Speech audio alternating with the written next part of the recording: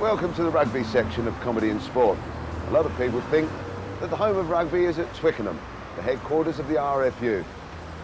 But as people in rugby will tell you, it's not. The spiritual home of rugby is here in the very busy village of Esher in Surrey. And the centre of that spiritual home is here at the world-famous Albert Arms.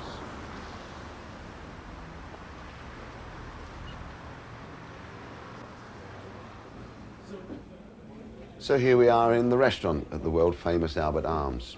And in this particular corner of the restaurant, 12 months ago, the Welsh National 15 had a strategy meeting before their final training session on the eve of the Rugby International against England. They went out the following day and in that training session were defeated 54 points to 3 by a passer-by. This defeat would have been even worse if the woman in question had not been carried off 20 minutes from the end, as she'd gone into labour. This, of course, was at a time when Welsh rugby was on the crest of a slump. In fact, you will be amazed at the amount of famous rugby faces that you can meet here in the bar at the Albert Arms. So here we are in one of the bars at the Albert.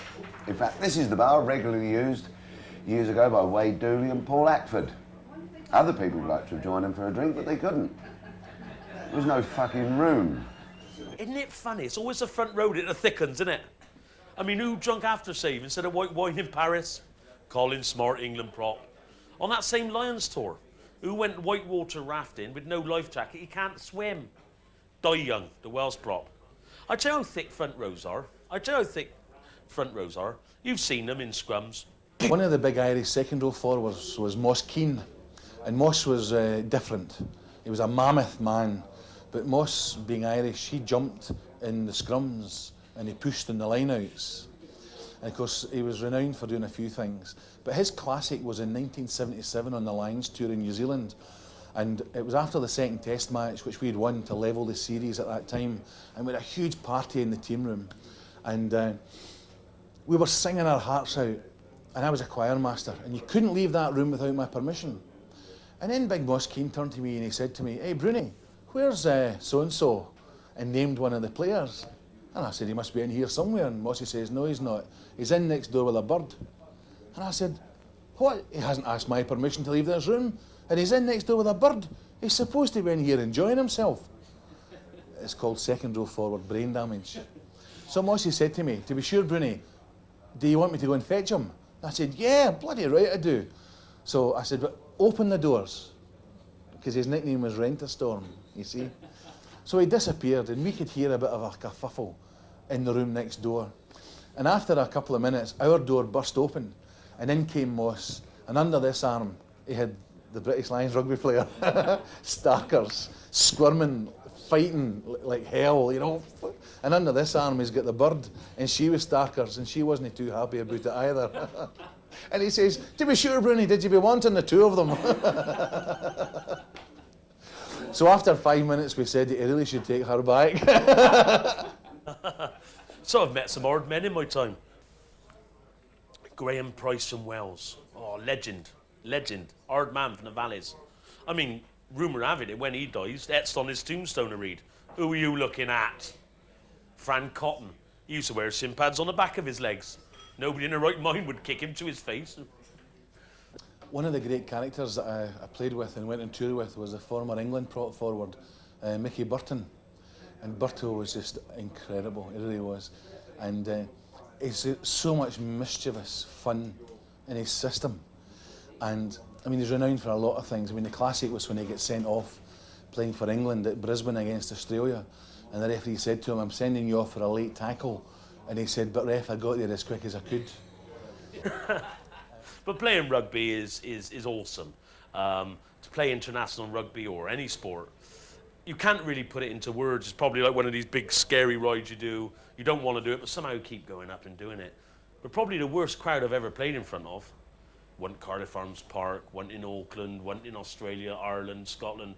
It was actually in a small Pacific island called Fiji. We were the first international team to tour Fiji after their military coup. So Passon was running wild through the islands, Fiji for Fijians. We played in Suva in 108 degrees in the National Stadium. There were 65,000 black Fijians packed into the stadium. The stadium only held 52,000. They were hanging from everywhere, I'm telling you. The newly elected president was up in the stand, and he had demanded victory from his Fijian side.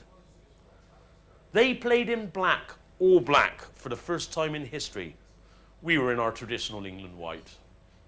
They just gave us a war dance type haka challenge.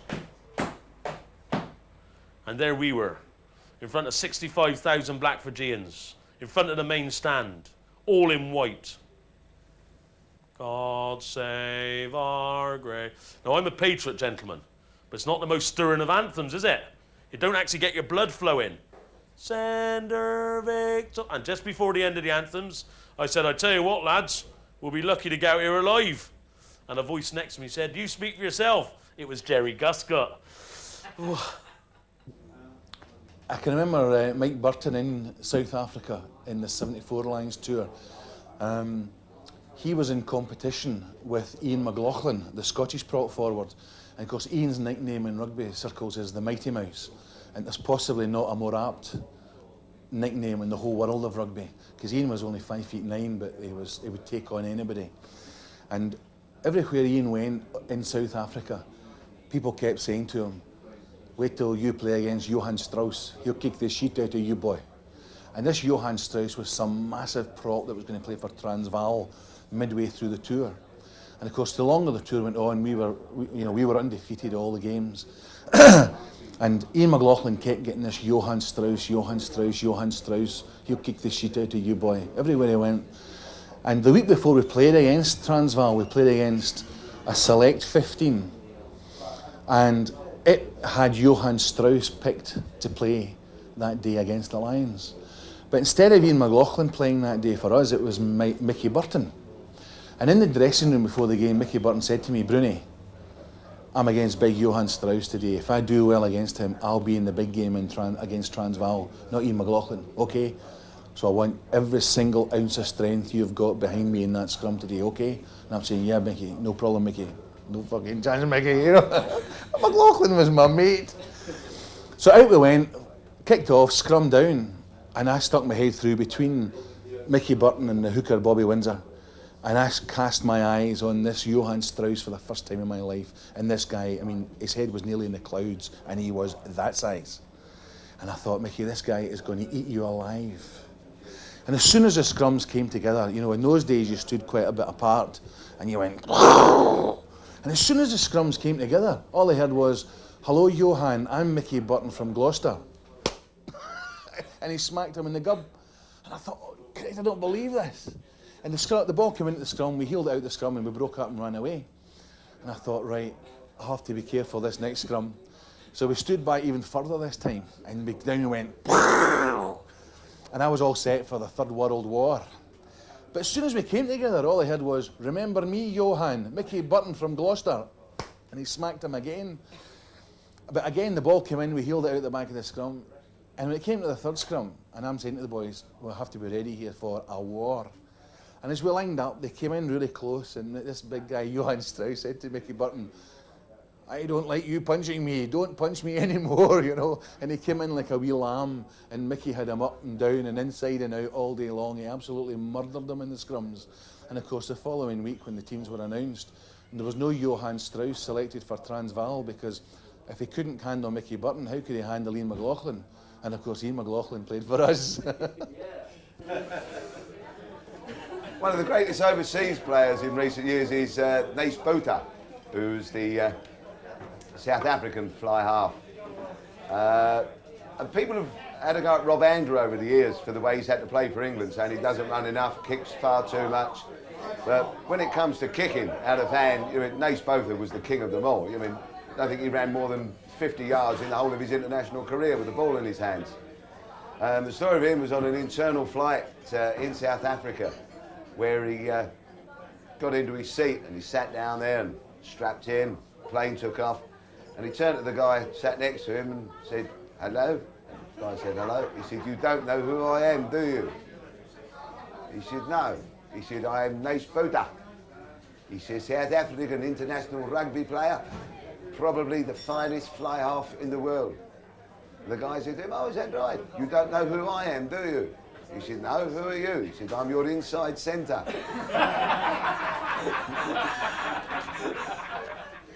I was playing for my club side, West of Scotland, in Glasgow, against Hutchison's Grammar School FP. And right beside the ground, there's a cemetery. And during the game, our boy kicked the ball out the park, and of course it sailed straight into the middle of the cemetery. And one of the boys in the opposition shouted, "Dead ball!" Of course, rugby is a hard physical sport. It's cleaner now. I think it's so quick that people tend to be more worried about where the ball is. You don't get the big flare-ups that you used to get. But in the old days, they used the big free-for-alls. I can always remember I was a young 17, 18-year-old, and it was my first game for Bath. And we were playing down at notorious St Helens, Swansea. We had a second row. He was a postman in Bath called Brian Jenkins. And Brian had a bit of a nervous twitch. All it was that. We were playing down at the mighty Swansea. We arrived on the coach, got changed. We always took about a 30 to 40 point drubbing. In their side was greats. The biggest one being, of course, the one and only Mr. Jeff Will. You always called him Mr. Hard man from the valleys. But Jeff, again, had a bit of a nervous tick. And his was a bit on that. If I had hair, I'd chuck it. They're playing against each other. First line out, and I'm a very naive 17, 18-year-old. First game, just trying to do what I had to do and get away with it. First line out, our throw. Brian Jenkins, ready for the line out. A bit of a twitch. Now this is the first time that Brian Jenkins and Jeff Will have played against each other. Now one thing Jeff didn't like is people taking the piss out of his twitch. So Brian's and Jeff's looks at him. Balls come in. Just hit him. Don't take the mick. Brian gets up. We run off to the game. Play, play, play. Next line out. It's going to the back. It's their throw. And of course, the more nervous Brian got, the more he twitched. So here I am at the front of the line out, looking up into two 6'4", 6'5" men. One's twitching like that, and one's twitching like this. Next line out, Jeff Will have hit Brian down again. Brian's black two eyes now. Can I say that this went on for 80 bloody minutes? I am nerve-wracked. I don't know where to look. I don't want to move my head in any direction in case it's regarded as a twitch. And you got these two bobbing heads at the front of every line out. And the more angry Jeff Wheel have got, he was actually stopped from going on a Lions tour at one stage because of his health. But the more nervous Brian got, the more angry Jeff got, and the more violence Jeff Will dished out to Brian. Now, come 10 minutes before the end of the game, Brian is a bloody mass. And in fair play to Brian, he's not a hard man to hit back, but he stayed on. His face, he could hardly see out of his eyes. And I thought it was about time a young pup actually explained the situation. So in the next line out, I said, Jeff, he's got the same as you. And that was it. I should not have brought any attention to the twitch, because he not only hit Brian every line out from the last 10 minutes, but he hit me every line out for the last 10 minutes. So the moral of this story is never, if you see anybody with a tick, never say anything, take the piss if you want to keep all of your teeth.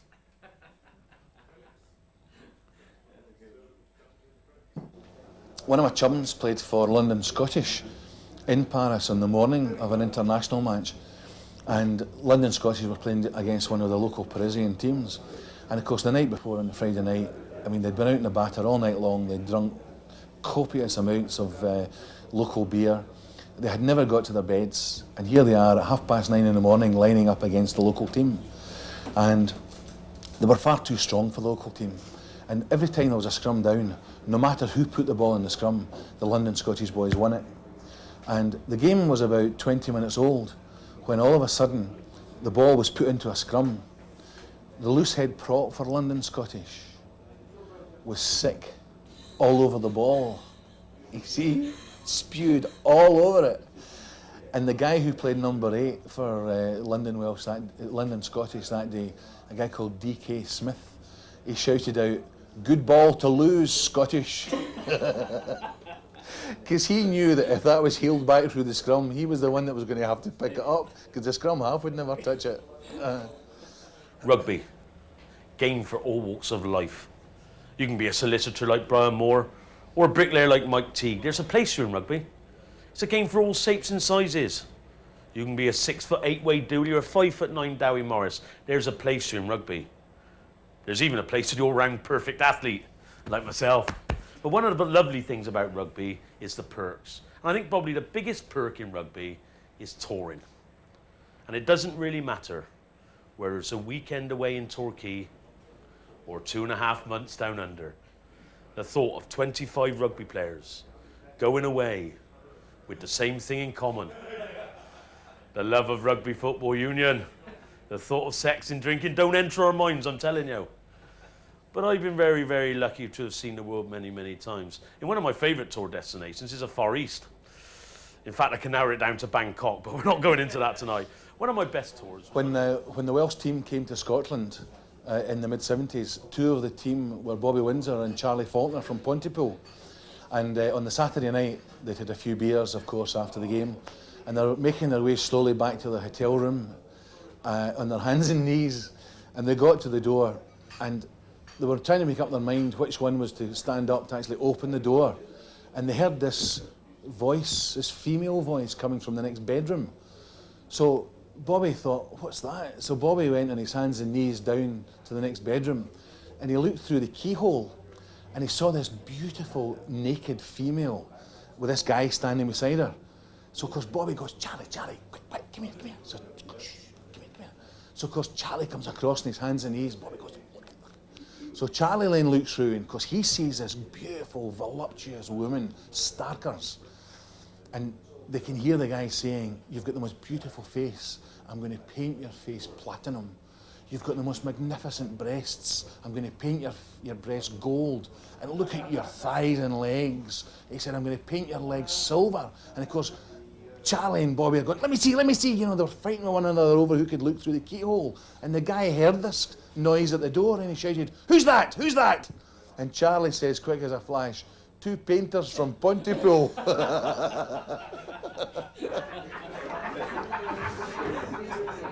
One of the toughest characters that England have ever produced is Mike Teague, ex of Gloucester, then went to Mosing. I think he's now back at Gloucester again.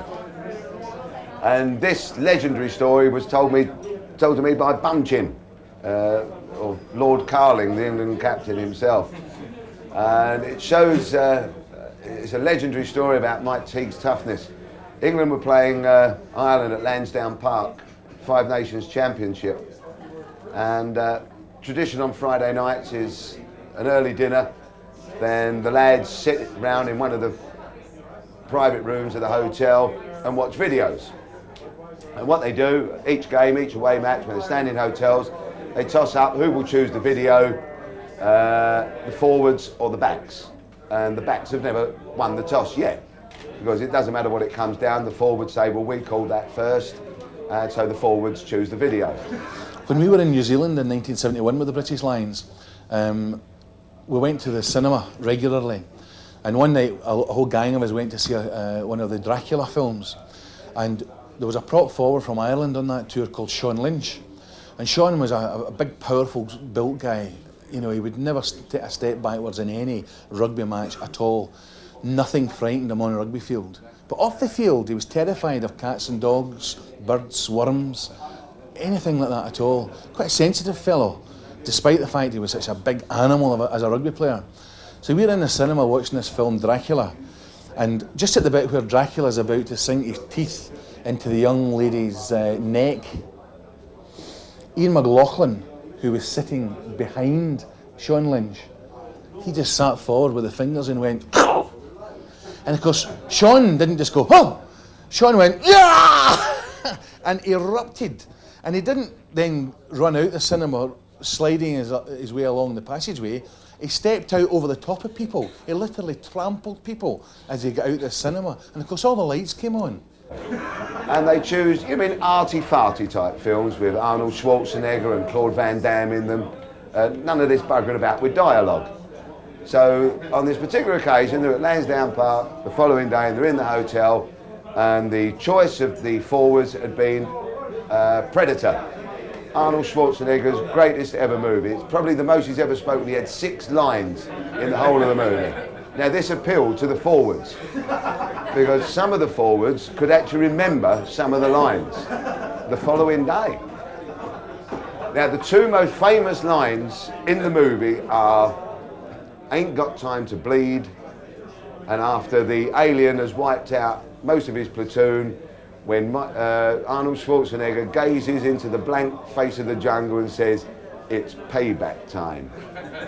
Right, so they watch this during the film. The lads are sat round, the forwards have got the seats, the backs have to sit on the floor while they're lacquering their nails and doing their hair for the following day, getting all the makeup right and running round and getting crisps and things for the forwards who are sitting there giving orders out. So the following day, the team arrive at Lansdowne Road, the match starts, gets underway. 5 minutes into the game, the Irish are going to sort out Mike Teague. A ruck's formed, Mike's at the bottom of it, 2 of the Irish forwards in, a little bit of raking. The ruck clears, last person up, Mike Teague, gash down this side of the head, gash down this side of the face, blood pumping everywhere. Will Carling, as he would tell you, always noticed the captain going across to an injured player. This is not because they've got any medical knowledge whatsoever, it gets them more into camera shot. If they're having a quiet game, go down injured. But the end piece to the night was when we got back to the hotel, Gareth Edwards, who was very mischievous, he went round us all in the team room and he said to us, "Nobody go to bed before Sean and then follow him." And he then disappeared. And we thought, what is he up to? So eventually Sean stood up and said, "Well, bejesus, there's a few guys who can get beds to go to. I've got my bed to go to." So off he went. And this hotel we were staying in, it was all single rooms we were in, very small rooms. In fact, one of the boys who'd had a bit of trouble with the police a few years before, he said he had more room when he was in Borstal than he had in these hotel rooms. So after Sean went off to his room, we all tiptoed down to his bedroom. Now, there must have been about a dozen of us. And we were all listening outside the door and wondering, what the heck's going on? What's Gareth up to? What has he done? And we could hear Sean moving about in his room, getting all set, going to bed, and we could hear all the noises that guys make before they go to their bed with all the farting and all that sort of stuff. And then all of a sudden there was a scream came from within the room, and the door came out on top of us. The door actually opened in the way, normally, but against the hinge and against the flange of the door came out on top of us, and it split in half. And Sean scrambled out over the top of the door, over the top of us, and ran away down the corridor, screaming his head off. And we got the bits of the door off us, and we looked in and we thought, what on earth went on? And the wardrobe door was swinging open. So we quickly got into the bedroom and looked in the wardrobe, and here was Gareth Edwards in the wardrobe, having taken out all his false teeth. Sorry, Gareth, I'm giving away the fact you've got false teeth. So all you could see were his eye teeth, and he had a big white cloak, a big white sheet over his head. And of course, Sean had just opened the wardrobe door and Gareth went, "Yeah!"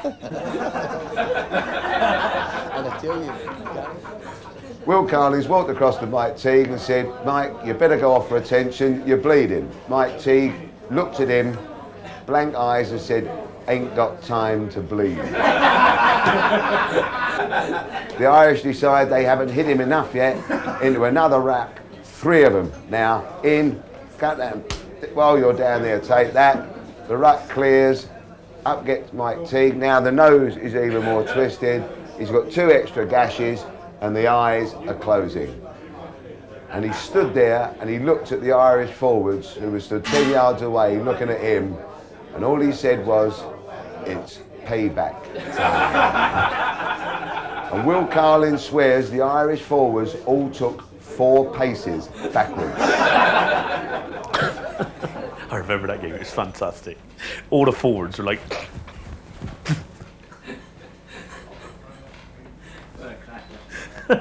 in the middle of a game, I ain't got time to bleed. There's lots of characters in rugby, and it's amazing how many characters are prop forwards. And there was a club match in Scotland between Jordan Hill and Ayr Rugby Club. And two of the props, one called Struan McCallum from Jordan Hill and Jock Craig from Ayr, they were renowned for the battles they had against one another. And one day, the game at Ayr was only about 20 minutes old, and the battle they were having was just so torrid. The referee, who was Alan Hosey, he grabbed a hold of them and he said, "Listen, you guys, if you're going to have such a carry-on just between you, why don't you go behind the bloody grandstand and have a wee game on your own and let us get on with the main game here?" And Struan McCallum said, "Well, that's maybe quite a good idea, but there's maybe one problem you'll have." And Hosey said, "What's that?" He says, "The crowd will come with us." One of my best tours was when I was privileged enough to be picked for the '89 Lions tour. Now, Lions tours are usually either highly successful or absolute failures. It usually depends on how many Welsh are in the squad, to be honest with you, but we won't go into that. In fact, they say that Welsh rugby is on its way back, but there's no rush, is there? In the early 70s in the Scottish rugby team, we had a coach called Bill Dickinson, and Bill was a real character. And after one of the training sessions we had, he came into the dressing room to talk to us prior to the game coming up, and he wanted to give us a few words of advice.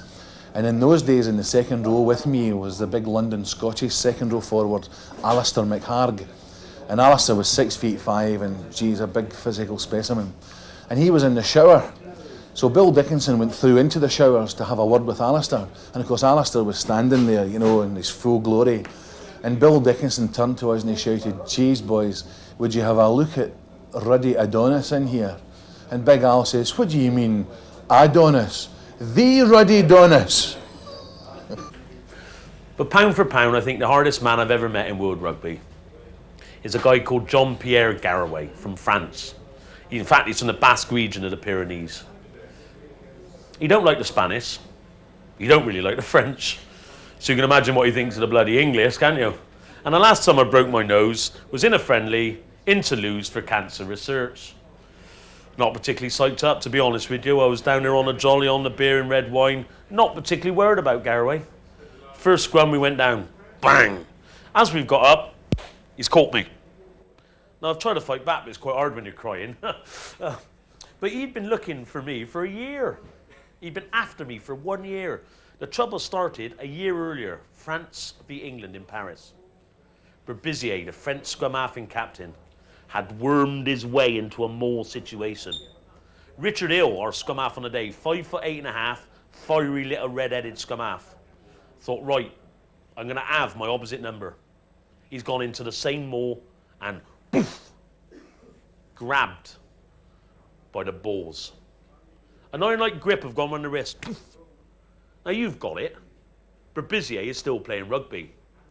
5'8½" Richard Hill has got the wrong man's balls in his hands. It gets worse. 5'8½" Richard Hill has got pound for pound the hardest man in world's rugby. He's got Garraway's bollocks in his hands. Now he's in a fix now. Some would say he's got two options. Does he take his hiding like a man, or as he did, one last squeeze Ben Johnson? It just so happens that they were on the same table in a post-match function. And a very nervous Richard Hill said to Garraway, "Did you enjoy the game, Mr. Garraway?" And Garraway, in very broken English, said, "I will when I find out who squeezed my bollocks." And Hill replied, "Chilcott's a dirty bastard, isn't he?" Consequently, another broken nose. There was one time in France, we went to the Folies Bergère, and it was my first ever visit to Paris. And it was on the eve of the game, and it was a quiet night in town. And part of the show in the Folies Bergère, this fabulous looking woman comes out onto the stage and invites a member from the audience to come up to represent how many countries are in the audience. And of course she would shout out a different country, and as soon as somebody shouted yeah, that person would come up. And of course as soon as she shouted Scotland, you know, there was 15 of us all went yeah. And of course being the youngest member in the team, I had to go up on the stage. And I then, for the first time ever, had to kiss for Scotland, because she then had a competition that the best person or the best kisser to her got a prize, and because we didn't know what the prize was, and out of the 15 or 16 people that went up on the stage, I got first prize. So kissing for Scotland I was quite good at. So she then got everyone off the stage, and She then said to me, now I give you your prize. She said, I am the best kisser in Paris. And she then got a great big lipstick, and she must have put about 3 inches caked on her lips, and she kissed me all round, and then she gave me a big smacker on the lips. So I got off, and of course I went off the stage to great applause from all my teammates. And once the show was over, we went down the street into a local cafe to get some drinks before we headed off back to the hotel. And of course we were all laughing and joking. And the waiter came across and he just said to me, "Ah, you are the Scottish team?" And we said, "Yeah." And he looked at me and he said, "You kiss for Scotland." So obviously... I even got banned after the Welsh game in '87. And in fairness, in defence of both sides, England went down there looking for a championship. Wales stuffed us on a wet, dismal Saturday afternoon. But in defence to both sides, I'm glad to see that the media nowadays report on rugby and not a battle of cultures. From the minute you were selected a month before the game, people were following you, seeing what you shopped. If you were in Asda with your wife, there was somebody with pictures taking you, asking you for interviews. It was horrendous. It was a war. I mean, we openly, as in England, crossed that thin line between competitive, hard, physical sport to thuggery. And I got banned after that game. I mean, we were so psyched up, England, on that day. We left our hotel in Chepstow. We'd have ate anything in red, let alone played rugby against it. I don't know why we took the ball on the field, because we weren't going to use the bleeding thing. But one saying seemed to sum up the bad, wet, dismal day for England on that day. That first line out for you connoisseurs out there when everybody was hitting everybody else. And Phil Davis, the Welsh second row, great man, was down on the floor with a broken cheekbone. And Bob Norster, the Welsh second row, said, "We can take that all day." And Big Wade Dooley said, "You're going to have to." It seemed to sum up the day then. It just plummeted from then on. There's a very famous international referee called Alan Hosey, and he's gone on to be a member of the International Rugby Board. And he was a great referee. He could almost just put his finger on the pulse all the time. But his very first rugby international was over in Dublin when he refereed Ireland against France.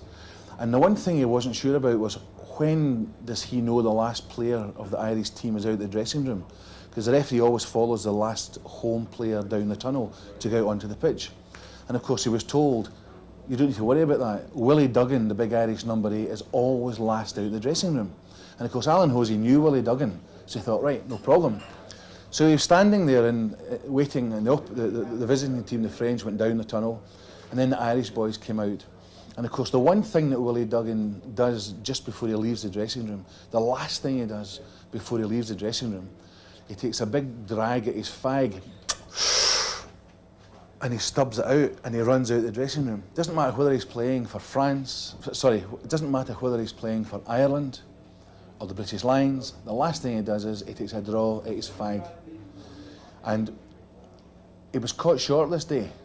And all of a sudden all the Irish boys are running out the dressing room to go down the tunnel, and he got to the door and he still hadn't taken this last drag. So you've got Alan Hosey standing, running on the spot, watching all the Irish boys coming and going, and there's a film camera halfway down the tunnel, recording, you know, getting all the boys coming down the tunnel, and this is going out live. And as Willie Duggan came out, he goes, and he ran out the door, and Alan Hosey's standing there, running on the spot. So of course Willie Duggan just handed Alan Hosey the fag.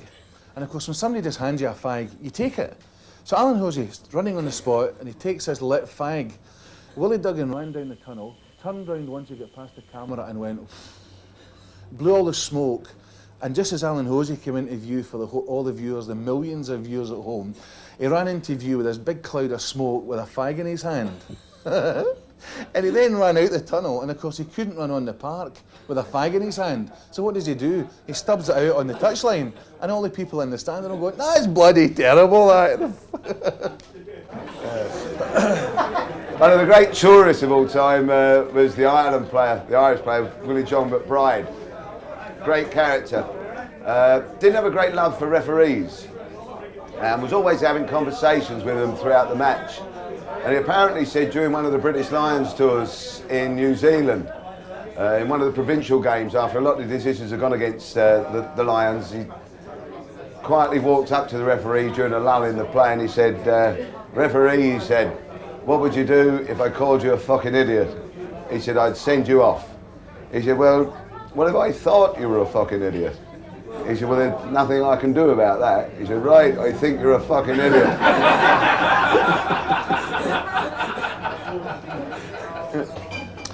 I'll never forget the day it was announced when I was getting my first cap for Scotland. And on that day, at my school, my old school, Mark College in Troon, when word got to the headmaster that I had got my first cap, he sent a note round the whole school saying, in honour of Gordon Brown getting his first cap for Scotland, I have declared today a half-day holiday. So the school will close from 1 p.m. today. And bang on 1 p.m, as all the kids were going in and getting their coats, a wee boy jumped up on one of the benches and he shouted out, 3 cheers for Gordon Brown, whoever he is. But of course, I had the great honour of being involved with the first ever World Cup in Australia and New Zealand. I had the more dubious honour of being involved with the second World Cup for ITV's coverage. Lasting memories. The parties at Frank Boff arranged were quite good. I don't know anything else. But I'm a West Country bumpkin, and you'll obviously realise that from the video. But I make mistakes, especially on live television. For example, Jesus Christ, that was never a try, look forward. I thought that was harmless enough, but you can't say Jesus Christ on live television. The lines were read out, get him off, people were writing in. Poor lad being carried off concussed. I said, that looks like me on a Saturday night with a cider in me. God, hell up. I was only trying to be humorous. But I think probably the biggest mistake I've ever made was when I was talking about the Western Samoans to an estimated 9 million viewers. I said, that's the hallmark of the Western Samoans. They tackle like exocets. They were playing Argentina.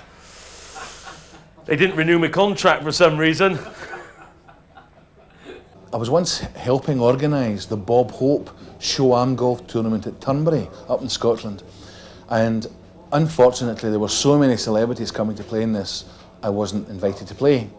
And my mum was actually very disappointed that I wasn't been asked to play in this because of all these celebrities that were going to be there, like Bruce Forsyth and former President, he's the former president, the golfer, doesn't matter. Anyway, all these celebrities were coming along to play at Turnberry, and my mum was awful disappointed that I wasn't going to be there with, you know, for Bruce Forsyth and Jimmy Tarbuck and all these guys. And the day before it, I got a phone call to say that there had been 1 or 2 call-offs. Did I want to play? So of course, I said I definitely will play. And on my way home that night, I popped into my mum and dad and I said to them, by the way, I've been invited to play in the Bob Hope Show-Am golf tournament at Turnberry. And my mum said, oh, that's brilliant news. She said, what's the format? And I said, oh, it's 3 amateurs with a celebrity. Oh, she says, who are you playing with? My own mother. To my shame, I punched Nick Farr-Jones, the Australian captain, to the ground. 60,000 people at Twickenham saw it. 10 million viewers on BBC television saw it. The referee did not. I even got away with it next day in the newspapers. The newspapers wrote, it was an act of frustration it made Chilcott hit Farr-Jones. It was a shambolic England approach that made Chilcott hit Farr-Jones. It wasn't, I'll tell you the truth, I didn't like the bastard. In the late 60s, there was a fella who played second row for Scotland called Errol Mitchell, and he was playing against the All Blacks at Murrayfield. And in those days, in the second row for the All Blacks was one of the most incredible forwards ever to play rugby, a guy called Colin Meads. And Colin was a real hard man, and he never knew what it was to take half a step backwards ever. And in the first line out, Errol Mitchell, in his first cap for Scotland, is against Colin Meads. And in the first line out, the ball sailed in, and Colin Meads just turned and hit Errol Mitchell right in the mush. So of course Errol Mitchell was telling his mates all about this afterwards, and they were saying to him, jeez, he hit you right in the face in the first line out, and what did you do? Oh, said Errol, in the next line out, I told him if he did that once again, what the fuck was going to happen to him? But not too loudly. When I was in South Africa with the British Lions in 1974, my great mate on that tour was the Welsh scrum half, Gareth Edwards, or Pinocchio, as we called him, but he didn't really like that very much. And we were only there about 2 weeks, and we were golfing one day when this reporter walked along with us and was asking us how we were enjoying the tour, etc.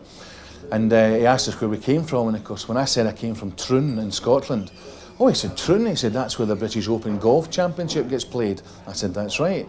Oh, he said, you'll know Gary Player then? And I said, oh yes, of course. Oh, he said, you know him personally? I said, no, I've seen him play golf. Oh, he said, how would you fancy playing golf against him out here? So Gareth and I looked at one another and we said, well, you know, we'll try and fit it in, you know. And this guy said, no, seriously, I know Gary Player, he's a friend of mine. If you guys want to play golf, I'll organise it. So we said, right, you're on. So about 10 days later, this guy phoned us up and he said, by the way, I've fixed up that game of golf with Gary Player. And we said, you're joking. He says, no, seriously.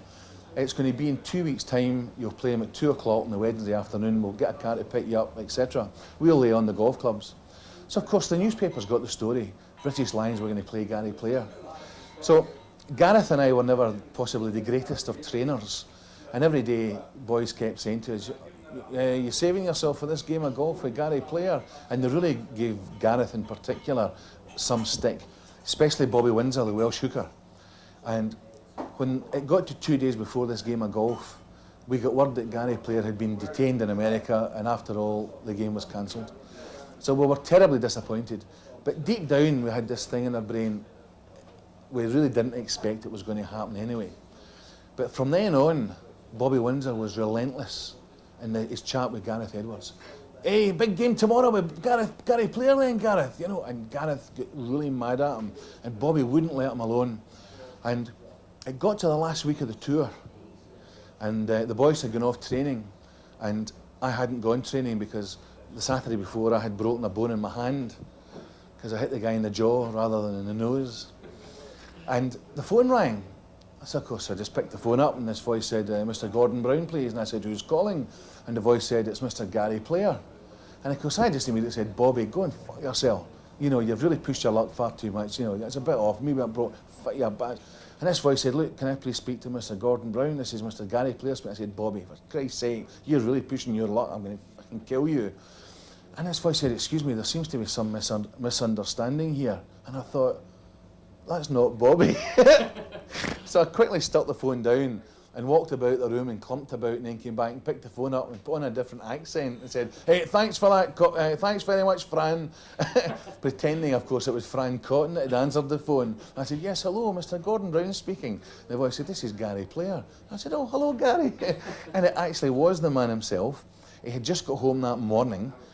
He had won the British Open the Saturday before, and of course the month before he had won the Masters in America.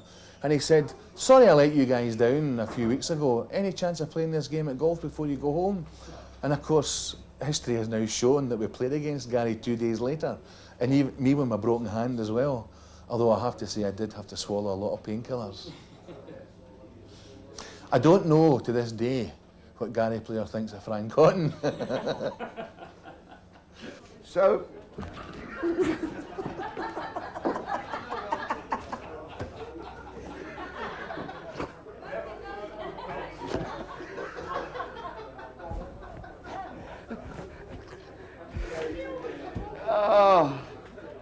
cancel the condom.